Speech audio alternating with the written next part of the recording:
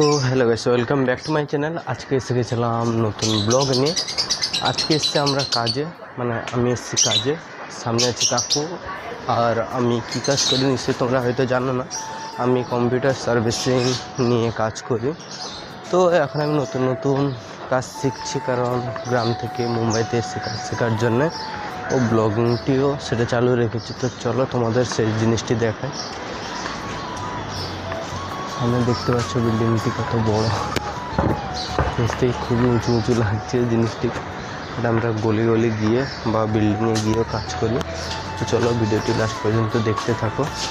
তারপরে আমরা পৌঁছে গেছিলাম কাস্টমারের বাড়িতেও। আমরা হোম সার্ভিসও করি, তাই এখানে এসে ক্লিনার মেশিন নিয়ে কম্পিউটারের মেশিনের ভিতরে পুরোটা ক্লিন করতে লাগলাম। ভিতরে প্রচণ্ড ধুলো হয়ে গেছিলো, তাই কম্পিউটার কিছু ইস্যু দেখা দিচ্ছিলো।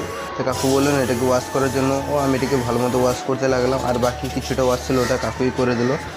তো দেখতেও খুব ভালো লাগছিলো। আর সত্যি কথা বলতে এত নোংরা ছিল ভিতরে যে ধারণার বাইরে, খুবই নোংরা হয়েছিল। তাই সেটাকে পরিষ্কার করে তারপরে কাপড় দিয়ে মুছে তাকে ভালো মতো ভিতরে দেখতে লাগলাম কোথায় কি নোংরা আছে নাকি। তারপর দেখলাম পুরো পরিষ্কার হয়ে গেছে, তাই কাকু তাকে ভিতরে নিয়ে গিয়ে কম্পিউটারের সাথে কানেক্ট করতে লাগলো।